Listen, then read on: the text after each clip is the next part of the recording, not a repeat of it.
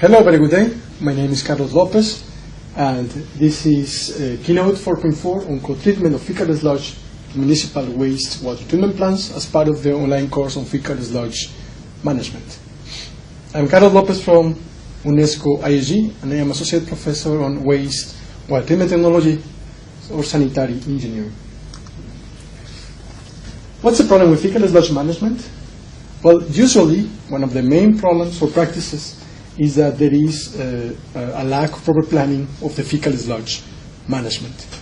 Another problem is that if we consider that there is a lack of planning and that there are 1,000 tons of fecal sludge that need to be collected, transported, treated, and disposed of in a safe manner, then we can immediately realize that there is a big issue to deal with these residues or these elements generated in the system.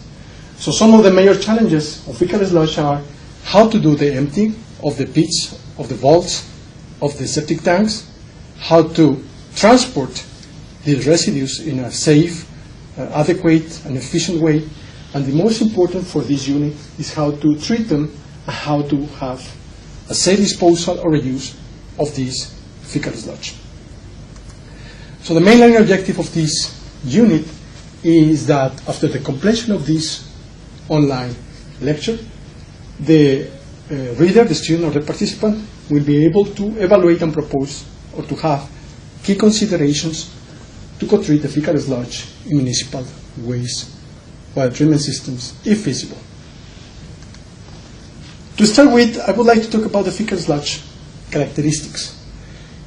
Because even if we try to put or categorize the fecal sludge in two main treatment or in two main categories, for example, public toilet or septic tank sludge, we will find that they have quite variable and different characteristics.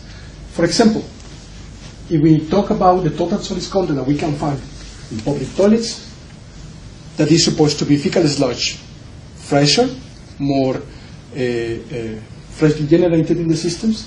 Again, septic tanks where the sludge, the fecal sludge has been already exposed to certain for certain time to certain storage conditions or certain digestion processes, we'll find the total solids content will vary widely.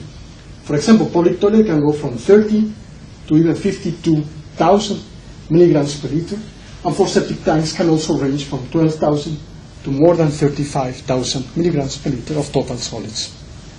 Looking at other parameters, like for example the content of volatile solids, there is also quite a broad range of characteristics of volatile solids, from 65 to 68%, or even 73%, 50% for septic tank. We look at, for example, how to measure the organic content based on CUD or in BUD5. The ranges are also quite broad, from 10,000 to 250,000 milligrams of CUD per liter for public toilet that is fresher, that has not been digested, but still 10,000 to 250,000, that's a broad range. For septic tank, from 1,000 to more than 90,000 is also quite variable. Looking at other parameters like the BUD5 that provides certain information about how biodegradable can be these organics, we can find that, well, based on the limited literature, a bit more than 7,000 milligrams per liter can be measured as BUD5 of all the organics present in that fresh public toilet sludge. While for septic tank also varies widely, reaching up to 30,000 milligrams per liter of BUD5 in that system. Looking at some other compounds, like for example nitrogen or phosphorus, we can find similar trends with total nitrogen, for example, for septic tank, reaching more than 1,000 milligrams per liter, 1,000 as total Keldar nitrogen, considering that total Keldar nitrogen involves not only the organic nitrogen, but also the inorganic nitrogen present in the wastewater, or in this case in the fecal sludge, and that ammonium ranges for public toilet from 2,000 to 5,000 milligrams per liter, and septic tank a bit more than 1,000 milligrams per liter. While for total phosphorus, we can see public toilets concentrations of more than 400 milligrams per liter, and for septic tank up to 300 milligrams per liter. So overall, the characteristics of the fecal sludge, either proceeding from public toilets or from septic tanks, is quite diverse or quite variable. This led to the need to categorize these fecal sludge in a more narrow ranges to try to understand more about how this fecal sludge can be treated or can be disposed of in a better way. And based on the information available in literature, we were able to characterize them or to categorize them in three main categories based on the strength of the fecal sludge. For example, high strength for the really upper part of sludges found in the literature, medium strength for medium values, and low strength for the lower values reported in the different reports. And trying to categorize them also based on whether they were fresh or digested, it could be possible to find 6 different categories: high strength, fresh, high strength, digested, medium strength, fresh, and digested, and also low strength, fresh, and digested. That can provide some further information about how these different sludges are generated in the different fecal sludge collection systems. However, that does not provide enough information about how these different sludges can be treated. For that, we have focused, or we have considered, some principles or some other fundamentals developed in wastewater treatment systems. For example, in wastewater treatment, it has been possible, based on different research developed in the last 25 years, come up with a fractionation of the organics present in the wastewater based on the biodegradability of these organics, but also attending at how these organics can be present in the system, either in a suspended or particulate way, or in a soluble or more dissolved nature. Because depending on these characteristics, it is possible to define or determine whether these different organics can be removed or not, and how they will be removed in the different wastewater treatment systems. For example, for fresh and for digested fecal sludge, it is possible to estimate the biodegradable fractions and also the non-degradable or unbiodegradable fractions present in those two sludges. That also gives or provides information about how much is the amount that we can really degrade biologically from that fresh fecal sludge or from that digested fecal sludge. That is about a bit more than 40% or 0.43 parts of all the COD present in the fecal sludge that is really biodegradable, and almost 20% or 0.19 of all the organics present in digested fecal sludge. This already provides to us some information about what can be really biodegraded in treatment systems of those sludges. That also implies or provides to us information, important information to understand that the unbiodegradable fractions present in the fresh fecal sludge can reach about or almost 60% of the total organics and about 80% of the total organics. So basically, this already can give us enough information to understand that the fraction that cannot be biodegraded by biological means from those sludges is or comprise most of the total organics in our sludges. looking at, or into more detail, at the different fractions, but now considering whether they are particulate or suspended, that means fractions that are more complex, that are not dissolved, that need to have or to undergo a certain hydrolysis and fermentation, and parts that are soluble, or in this case soluble, that are smaller particles. We can use these two concepts to combine them with the biodegradable or unbiodegradable nature of those compounds and get more information about how and in which way these fractions of organics can be removed in an activated sludge or in any other wastewater treatment system. For example, here we have two particulate or two suspended fractions. The ones that are non-degradable or unbiodegradable, and the ones that are degradable. The degradable fractions in fresh and digested sludge are of about 0.31 and 0.15 respectively, while the unbiodegradable particulate fractions comprise most of the organics present in fresh fecal sludge, almost 50%, and almost 70% or 0.70 in digested fecal sludge. What also provides to us, or gives us also the impression that most of the organics present in the sludge are non-degradable and also particulate. Basically, particulate organics, solids that are being transported or are present in this sludge. If we look at the soluble fractions, either biodegradable or non-degradable, we can see that those comprise just a minimum part of all the organics present in the fecal sludge, about 0.15 for the case of fresh sludge and 0.04 for digested, while the soluble non-degradable 0.09 and 0.12. What does it imply? Well, if they are soluble, that implies that they cannot be removed by physical means because they are soluble or dissolved in the water. Nevertheless, if they are biodegradable, they can be utilized or used by the biomass to produce more biomass and therefore being degraded in the system, being removed from that waste or that wastewater or that fecal sludge.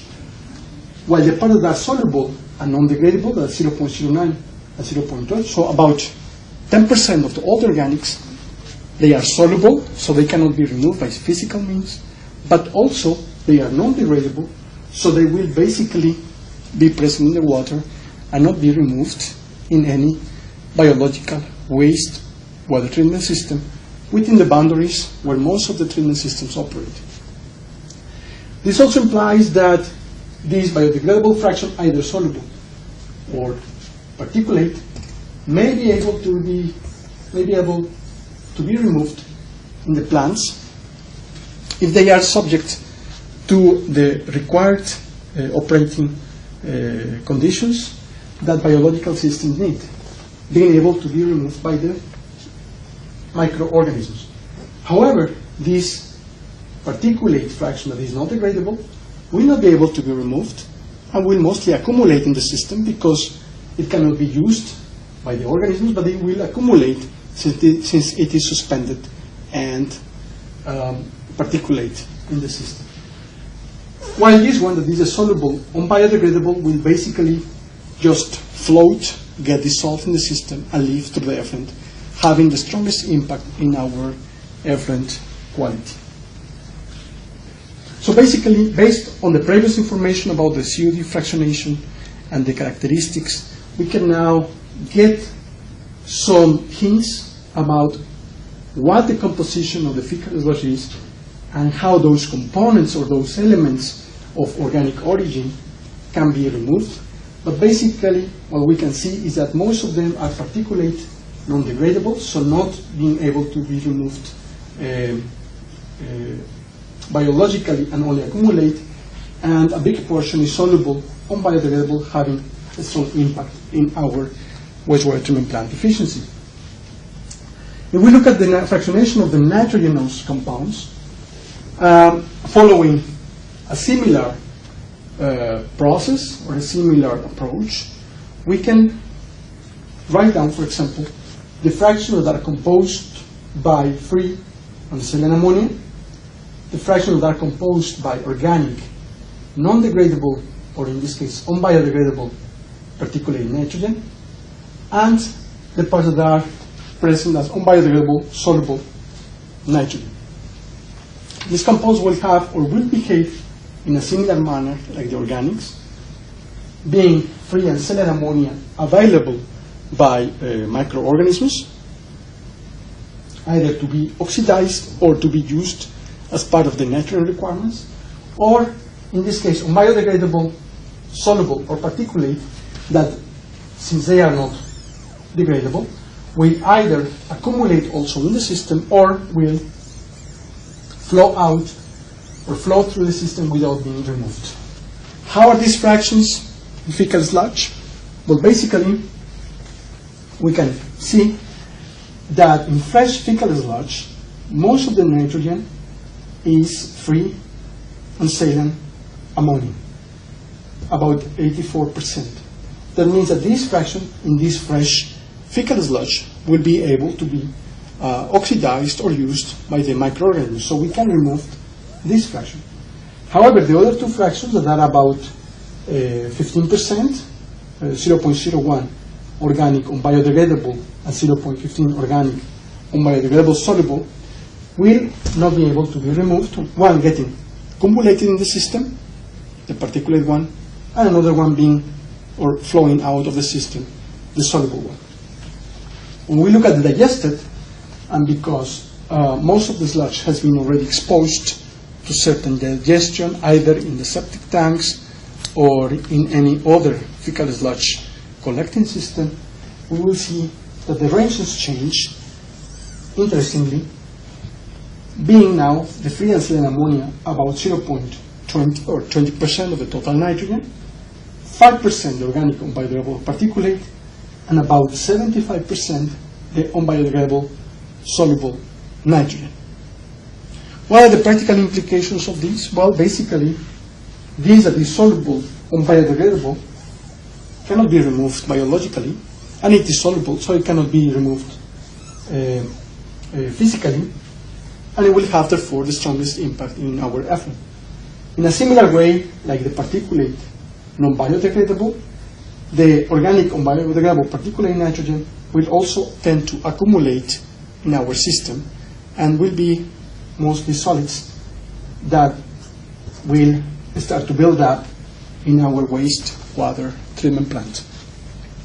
So this COD fractionation, when it gets combined with the characteristics of the fecal sludge, can already provide to us enough information to understand and get some important information to assess or foresee how these compounds will not only be able to affect our plant, but also how they could be removed. Those implications can range from, directly speaking, the very high COD and total nitrogen loads that will need to be treated, higher total suspended solids that will be generated in the plant because of these very high organic and nitrogen components present in the fecal sludge. This could lead to aeration limitations because most of the wastewater treatment systems, for example, the aerobic treatment systems, will have problems to cope with the much higher total suspended solids concentrations, what is going to have a strong impact on the oxygen transfer efficiency that will decrease the amount of oxygen that we can transfer from the oxygen supply systems to the bulk liquid, and also because there is less oxygen that we can transfer from the supply system to the microorganisms for them to degrade the organics, there will be the problem that will be a higher oxygen demand to compensate for that drop in oxygen transfer efficiency. There will be some pH issues, possibly, because if ammonia gets oxidized, ammonia, or free and saline ammonia, it will consume about 1 milligram of alkalinity per every milligram of free and saline ammonia that is oxidized. And if alkalinity is limited, or in other words, if there is not enough alkalinity supplied to be able to oxidize all the free and cellular ammonia, very likely the pH will drop, and a drop in pH below 6.5 or 6 will inhibit not only the aerobic processes, but maybe the whole plant. Another problem of these characteristics, as you could foresee, is that the very high content of soluble, unbiodegradable compounds that cannot be removed neither biologically nor by physical means, will have a very strong impact on the effluent quality. That, for example, in the case of the European Union Water Framework Directive, establishes a total chemical oxygen demand of about 125 milligrams per liter, 10 milligrams per liter of total nitrogen, 35 milligrams of total suspended solids, and 2 milligrams per liter of total phosphorus. Standards that will be difficult to meet when discharging big fractions or portions of fecal sludge into an existing wastewater treatment plant. Last but not least, because of the high accumulation of suspended solids, the likelihood to have secondary settling tanks or primary settling tanks overloaded with solids is very high. And that risk may lead to the total deterioration of the activated sludge plant. In the coming slides, we're going to look at one example that will be used to exemplify and to show in a more quantitative way how these components or how these characteristics affect, in this case, an aerobic wastewater treatment plant, an activated sludge plant. So, to exemplify this, here we have one activated sludge system. This activated sludge system has configuration composed of an anaerobic tank, followed by one anoxic tank, and one aerobic tank. Basically, the typical configuration used for nitrogen and phosphorus removal in an activated sludge system. Besides the aerobic, the anoxic, and the anaerobic tank, it also contains one secondary settling tank that is an important component in all activated sludge systems. How does it work? Well, basically the influent is discharged in the anaerobic tank, mostly for or to enhance the biological phosphorus removal processes, flows to the anoxic tank where denitrification processes take place for nitrogen removal. For that, it is necessary to have a recirculation from the aerobic to the anoxic stage. And then we have the main tank, that is the aerobic tank, where the organics, the nitrogen, are oxidized and removed in this system. Once the organics, the carbon, the nitrogen compounds, and the phosphorus are removed by the microorganisms, leading to the growth of more organisms, the organisms or the biomass is settled in a secondary settling tank to have a treated effluent that will flow clean, treated out of the wastewater treatment plant. And most of the solids accumulated at the bottom will be recirculated back to the system to always ensure that we have enough microorganisms, enough bacteria for us to continue removing the organics and the nitrogen and the other compounds, and discharge the excess of solids that we don't need to be able to give a desired operating conditions. For this example, we consider that this is a plant that is treating about 20,000 cubic meters per day of wastewater, so it could be considered like a medium-sized wastewater treatment plant for about 100,000 people equivalent. Works at a standard temperature of 20 Celsius degrees with a solid retention time of 10 days. That means the average time that the solids will spend in the system is 10 days, with a total suspended solids concentration of 4.5 grams per liter distributed in the whole system. Treating 750 milligrams of CUD per liter as a measure of the organics being discharged into the wastewater treatment plant, containing also 60 milligrams per liter of nitrogen, as total nitrogen, 15 milligrams per liter of total phosphorus, and 400 milligrams of total suspended solids per liter. This is our model wastewater treatment plant that was modeled in BioWin. And what we do after this plant is being optimized for the removal of these components is to start to discharge fecal sludge. How much fecal sludge? Well, basically we have considered certain percent of fecal sludge on a volume basis with regard to the influent flow rate treated in the wastewater treatment plant.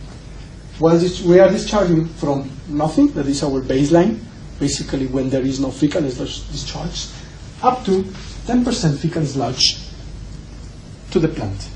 That implies that, for example, for about 1%, we are discharging about 20 cubic meters of fecal sludge on a daily basis.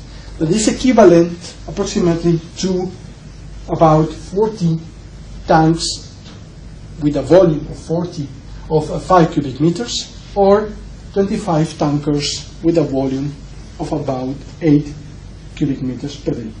And believe me, this is a pretty fair and common case found in several plants around the world where fecal sludge is treated or co-treated in activated sludge systems. Okay, but we expanded the discharge up to 10% of the total flow rate treated in that plant. What is going to happen? Well, as you can imagine, as soon as we start to discharge the fecal sludge as a function of the wastewater treatment plant or the wastewater treated, we will see that the total CO2 in the plant will start to increase linearly. This is a bit an overestimation, just to show what can happen if we discharge, for example, high strength fresh fecal sludge, and if it reaches 10%, it will be potentially reaching more than 20,000 milligrams per liter of CO2. This is really an extreme case. But we can see that already with 2 or 4%, the amount of organics that need to be treated will reach easily more than 4,000 or 5,000 milligrams per liter of CO2, a considerably higher amount of organics that need to be treated. And there is a similar trend observed if we look at the total nitrogen discharged in the influent of the wastewater treatment plant. For similar values, from 75 milligrams per liter of total nitrogen that we were removing in the plant before the discharge of fecal sludge, now very easily we will reach up to 150, almost 200 milligrams per liter of total nitrogen if fecal sludge starts to be discharged into the plant. So almost double or more than double the concentration originally treated. And in a similar way, the suspended solids concentration in the influent will increase, affecting also our wastewater treatment plant, already with very limited or low volumes of fecal sludge discharged. What are the implications of the discharge? Well, basically, all these organic loads, natural loads, solid loads, will have a direct implication in the biomass. Of course, we have noticed that a big portion is not degraded. But there is also another portion that is biodegraded. That portion that is biodegraded, if it can be able to remain in the system during the operation of the plant, will lead to the accumulation of solids. Those solids can be of organic origin or inorganic origin. Those elements that proceed from the organic origin will be basically the new biomass of ordinary heterotrophic organisms that will grow on the biodegradable organics present in the wastewater and in the fecal sludge, creating certain active biomass, certain organisms that are removing the organics.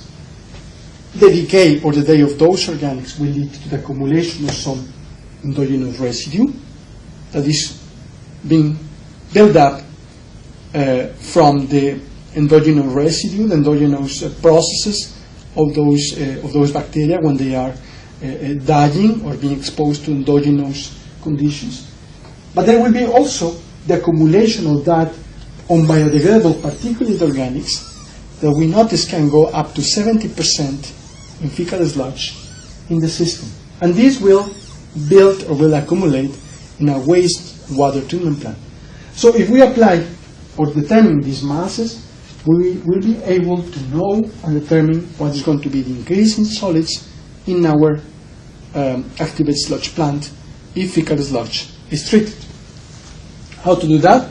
Well, for wastewater, and based on the mathematical model developed by the University of Cape Town, the group of Professor George Ekema, applying that model, it can be possible to determine the masses of the active biomass, endogenous residue, unbiodegradable particulate organics accumulated in the system, and the amount of inorganic suspended solids also accumulated in that system. These components, based on the steady-state model from the University of Cape Town, can be determined based on the yield of the organisms, the flow rate, the concentration of biodegradable organics, both soluble and particulate, the applied SRT of the system, and they are reciprocal to the endogenous processes of that biomass, also the SRT. And the endogenous residue can be quantified based on that mass of active biomass present, but also affected by the endogenous processes, the amount of endogenous residue generated from those endogenous processes, and the SRT applied.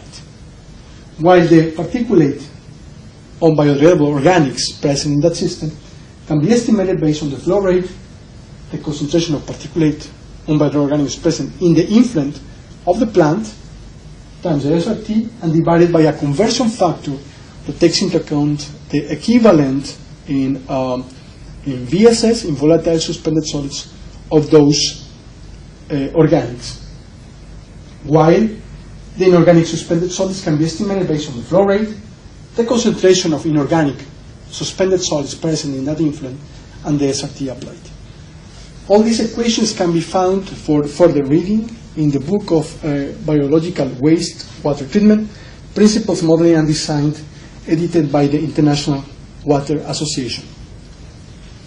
For the sake of this presentation, basically we have worked out these expressions and expanded to take also into account the concentration of fecal sludge that can be usually observed. For that purpose, we add or we use a similar expression, but now instead of considering the total flow rate discharged in the plant, we consider the volume of fecal sludge treated, the concentration of biodegradable organics present in that fecal sludge, and the same expression can be applied to estimate roughly the active biomass fraction that will be generated in the system due to the biodegradation of the organics that can be degraded biologically in that system present in the fecal sludge. In a similar way, the endogenous residue can be quantified using the same equation, but now, instead of considering the active biomass fraction of the system, we can use the active biomass fraction generated from the fecal sludge, and we can also take into account the amount of unbiodegradable particulate organics present in the fecal sludge, together with the concentration of the organic suspended solids that is also calculated in a similar way like for the wastewater, but with the components of the concentrations present in the fecal sludge, is possible to estimate the new mass of solids that will build up in the activated sludge plant because of the discharge of the fecal sludge. If we estimate now what is going to be the concentration of total suspended solids based on the addition of the fecal sludge as a percentage of the volume of wastewater treated in the plant. We plotted in terms or function of whether the sludge is fecal sludge, fresh, digested, of high, medium, or lower strength. We can estimate the minimum concentrations. And it can be seen that already with concentrations of about 2%, the increase in solids concentration can reach up to 40 kilograms of total suspended solids per cubic meter. Whereas the wastewater treatment plant will hardly be able to handle more than 5 or 6 kilograms of total suspended solids per cubic meter. No need to mention what's going to happen if we treat more fecal sludge in that plant. That will cause, because of the accumulation of solids, that will immediately cause a considerable increase in the sludge production. There will be more solids being accumulated in the plant, not only because of that degradation, but also because of that accumulation of particulate organics. We are only moving solids from one point, and we are adding those solids into the system. How much solids? Remember, up to 70% in the case of digested sludge, and about 50% in the case of fresh sludge. These solids will need to be removed from the plant, and already with 2% fecal sludge discharge, we will have up to 1,000% increase in the original amount of fecal sludge, activated sludge discharged or removed from the plant before fecal sludge was being treated or co-treated. That means that the amount of solids that we will be taking out are going to be considerable. And this not only implies the need to have the required equipment, pumps, to extract the sludge, but this also implies that we need to have in place the required sludge handling facilities to deal with this sludge. Remember, sludge cannot be disposed straightforward. It needs to be, for example, dewatered. It needs to be composted. It needs to follow different processes to reduce the volumes, to reduce the aggressivity of these sludges. And for that, the side stream processes are rather important. And if we are increasing in such a big amount, the total amount of solids generated, it's possible that our sludge handling facilities will not be able to cope with this tremendous increase in the amount of solids that are being produced. On top of that, we are going to have some aeration limitations. Why? Because first, we were treating certain amount of organics, certain amount of nitrogen in the system that can be estimated with this equation that takes into account the biomass yield on COD basis, flow rate, the amount of biodegradable organics present in our system, the endogenous processes of the bacteria based on the biomass, active biomass, endogenous processes, the fraction of endogenous residue generated, and the conversion from that endogenous residue into COD units, plus the amount that is needed for nitrification. Basically, the influent flow rate times the concentration of free and saline ammonia, and the 4.57 milligrams of oxygen needed to oxidize every milligram of ammonia. These are the oxygen requirements before fecal sludge is treated. But if in addition to this, we also consider what are going to be the oxygen requirements to treat and remove the biodegradable organics present in the fecal sludge, as well as the nitrogen components present in the fecal sludge, we can expand the total oxygen demand of that plant co-treating wastewater and fecal sludge with these two expressions. And that will tell us or give us an estimation of the total oxygen requirements of the plant. And these oxygen requirements will increase linearly as a function of the percent of fecal sludge of different nature discharged in the plant. But for example, it can be seen that even for the lowest strength digested fecal sludge, there is a considerable increase in the total oxygen uptake rate of the system, already with 4-6% discharge of fecal sludge. No need to mention what's going to happen when the sludge is more concentrated.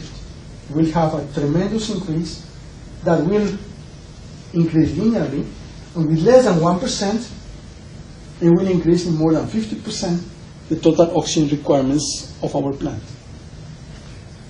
Why do we need, or why do we reach these maximum values? Well, because in most of the cases, the system will have certain capacity to transfer the oxygen, and if we start to discharge more than the amount that we can be treated, we will reach certain maximum transfer capacity. Why is this happening?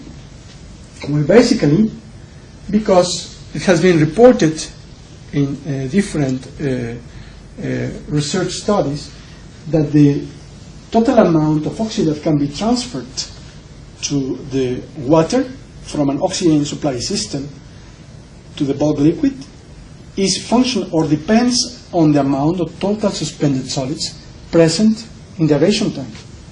If we have no solids or is very low, we'll have the maximum oxygen transfer capacity. But the more solids we have in the system, the less or the lower the oxygen transfer capacity, usually expressed or measured in terms of the alpha factor. So for a system with a very little concentration of solids, for example, up to 5 grams per liter, that is also equivalent to 5 kilograms of total suspended solids per cubic meter, we have an oxygen transfer efficiency of more than 80%. However, if we start to increase the amount of solids, or if there is an accumulation, a higher accumulation of solids, that transfer capacity will drop considerably, and already at around 10 grams per liter, the capacity will be of about 50%. And if we continue to increase it, we'll reach very, very low values already at 20, 25 grams per liter, 20, 25 kilograms of total suspended solids per cubic meter. A complete or a big decrease in capacity. Combining this decrease together with the increase in solids concentration that we could experience in the activated sludge systems when fecal sludge is discharged, it will be possible to see that the relative decrease in the alpha factor will be dramatically lowered as the percent of fecal sludge concentrated in the plant increases, reaching values as low as 20% already when 2% or even 1% of the fecal sludge is treated.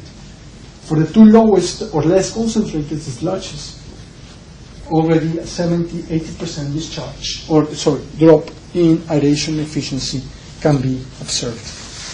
What are the implications of these processes? Well, the implications is that we will need to double or increase dramatically the aeration in our system to compensate for that drop in the aeration efficiency, in the oxygen transfer efficiency of our plant.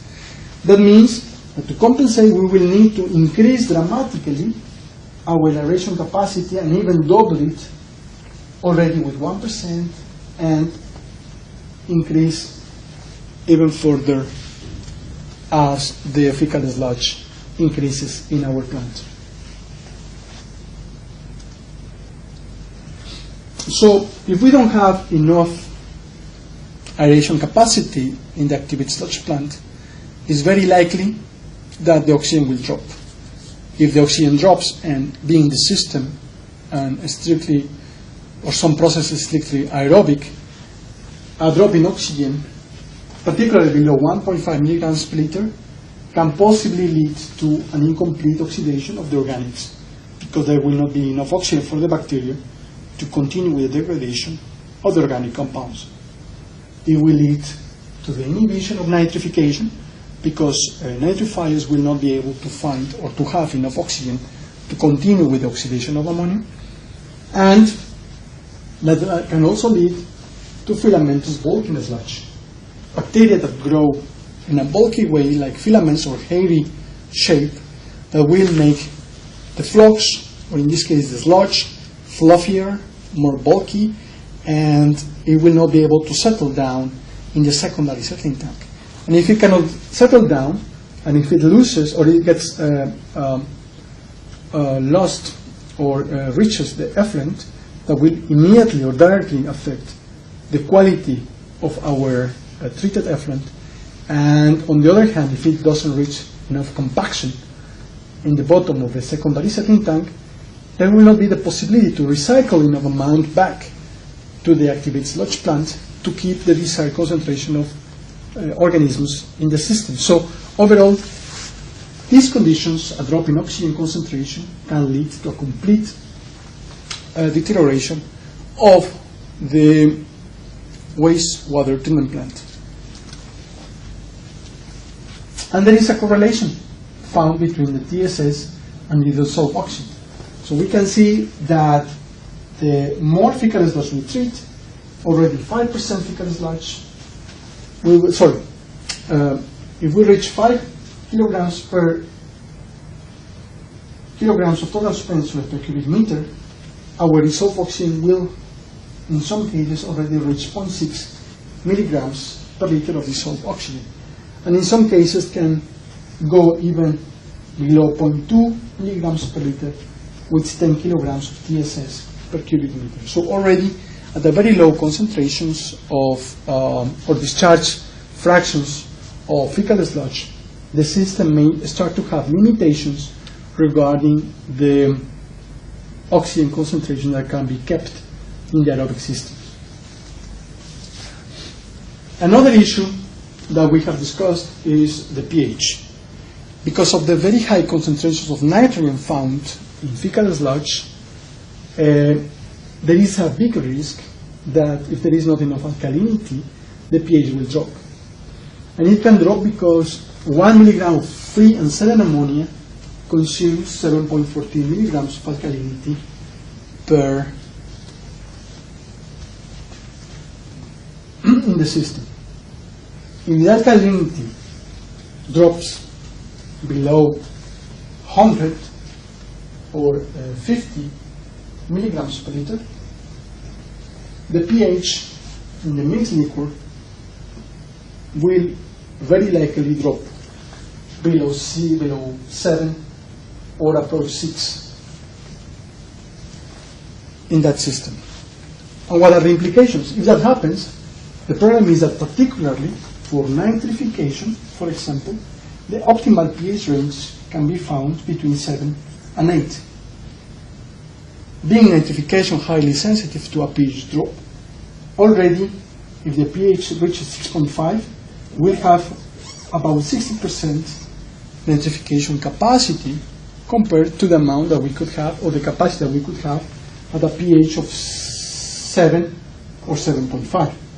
That means that we will be able to oxidize only 60% of the ammonium that we have present. It can get even lower, around 40%, if the pH approaches 6. So if there is not enough alkalinity because of the high presence of ammonium, free and silane ammonia, in the fecal sludge, the possibilities or the likelihood to have a drop in pH can be very high. If we plot in the effective plan that we have presented before, the effect of the discharge of the fecal sludge in the system, but now attending at the alkalinity consumed and the pH that we will likely generate in the, or have experienced in the aeration tank, we can see that with already 4% discharge of fecal sludge, the pH in the system will drop or approach 5. And values as low as 6.2, 6.3 can be found in around 2.5% fecal sludge discharge. So values as low as 2% will already cause a drop in the alkalinity consumption in the plant and lead to pH values lower than 7. If, in addition to that lower strength or the discharge of lower strength fecal sludge, we look at what happens when we have high strength fecal sludge, a similar profile can be observed, where already the pH can drop below 6 and approach 5 when only 1% of fecal sludge is discharged into the activated sludge plant.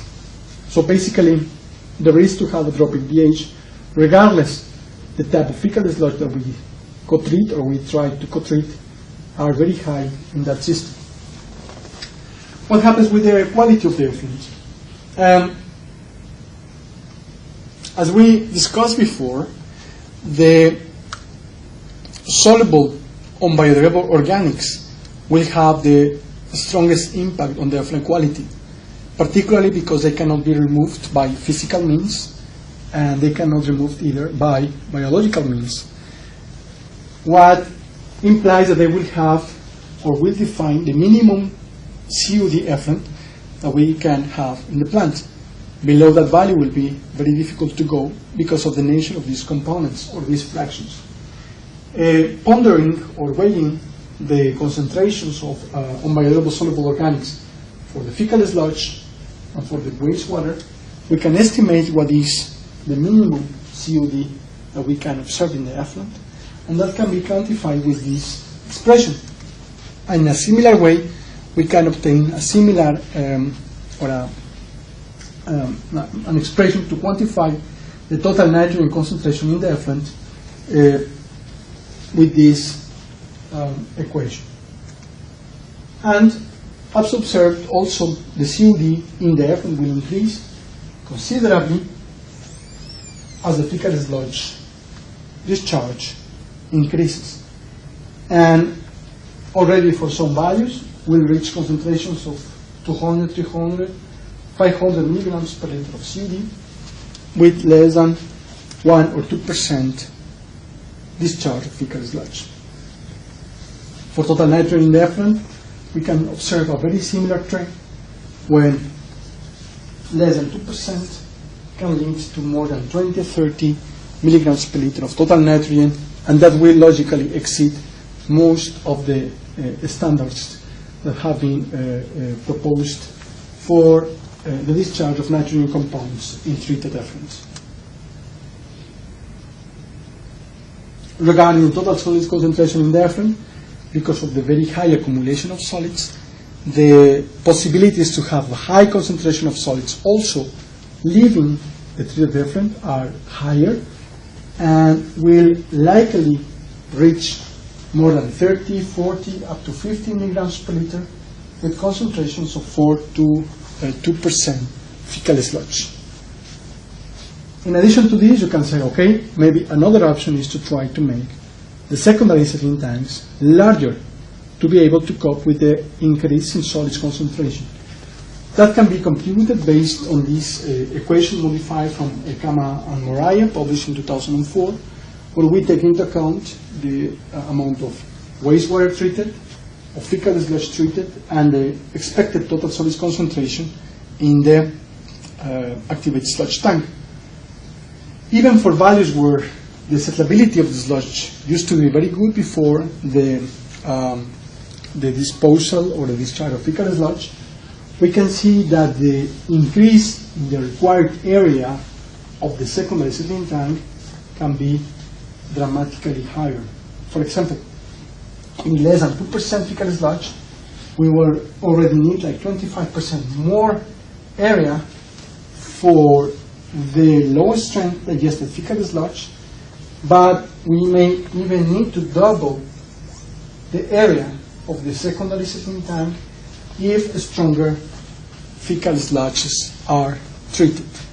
So any discharge of fecal sludge, because of the high accumulation of solids, will imply that the area required for the secondary settling tanks needs to be increased considerably. And in most of the cases, these characteristics cannot be foreseen by a designer, and very likely, if the plant is already built and fecal sludge starts to be discharged, very likely the plant will be affected by some or most of these factors.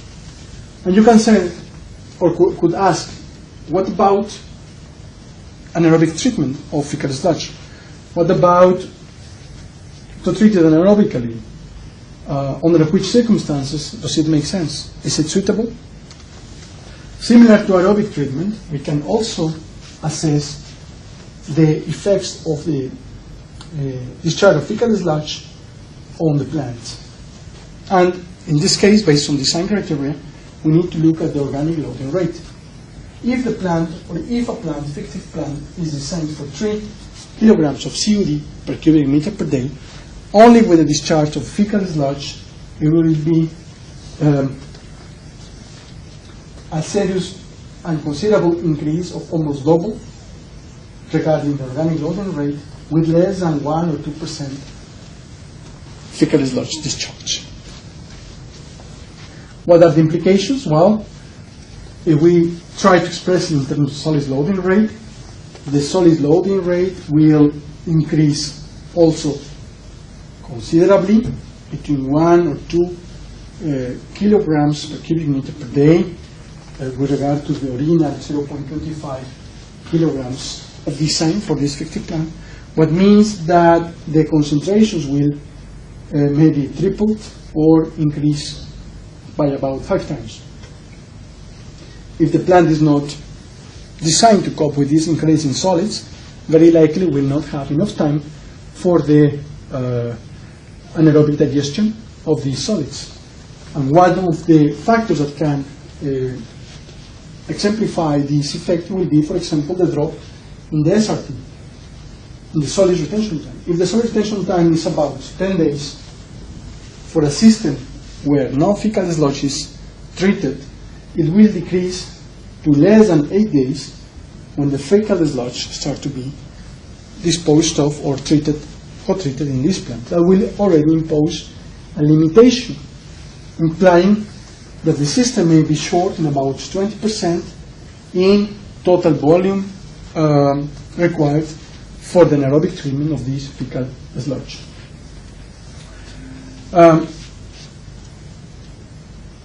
So, overall, the maximum fecal sludge volume that we could co-treat in the plant will be basically limited or depend on the maximum amount of solids that can be treated or accepted in that or in those plants. For most of the plants, for example, for the aerobic plants, preferably, the total concentration should be lower than 6 grams per liter. But as we already saw, with 1 or 2% discharge of fecal sludge with regard to the total infant treated, this concentration can be very easily exceeded. Regarding aeration and capacity and efficiency, there should be sufficient capacity installed to cover the new oxygen requirements and to cope with the decrease in the aeration efficiency. What also means that for already 1 or 2% fecal sludge discharge, these capacities may need to be doubled or tripled or 2 or 3 times higher in that system. Another point or aspect of that needs to be carefully assessed is the availability of alkalinity in the system. If the alkalinity drops below 15 milligrams per liter of alkalinity in that plant, then the risks to have a pH lower than 7 or 6.5 will be much higher, and very likely the wastewater treatment plant will suffer of a tremendous instability, first for nitrification and possibly also for the removal of the organics. What about other processes? Well, for example, the area of the secondary setting tank has to be big enough or large enough to be able to handle the increase in solids.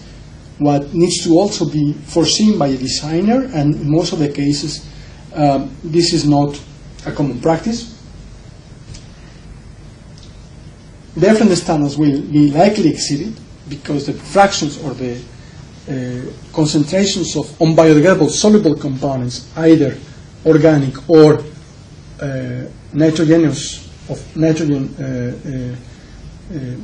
origin, will be much higher, and because they cannot be removed, they will have the strongest impact on the effluent standards. So possibly, to meet the effluent or to comply with the effluent standards will be one of the biggest limitations for the plant. And like for aerobic systems, there is the strong need to have enough spare capacity to be able to provide enough retention in the anaerobic systems to degrade all the fecal sludge discharged into the plant. So, based on all these concepts, what we can say is that if the plant is not built ex professo or upfront for the treatment of fecal sludge, either under aerobic or anaerobic means, the risk to have a plant that goes out of stability or becomes overloaded are very high. So to co-treat the fecal sludge in an existing plant may not be the best choice. On the other way around, if the plant is going to be designed for the co-treatment of fecal sludge, very likely the system needs to be very large and robust, more robust than usual to treat wastewater because of the particular nature of the fecal sludge. And possibly it will not be cost effective or it will not be worthwhile because the amount of organics that can be really biodegraded compared to the total concentration of organics or nitrogen is very low, of only 25 to 50%. So possibly it will not be a good decision to co-treat this fecal sludge in an existing plant or in a plant to build. There will be a lot of effort, there will be a lot of infrastructure needed for the co-treatment, and in the end it will be mostly transfer of solids from one point to another with a very little added value. So overall, these conditions need to be carefully assessed and evaluated in an existing plant or to build a new one, and considered always against other potential ways to co-treat these activities, these fecal sludge in a more efficient way and maybe even more cost effective. Thank you very much. Have a good day.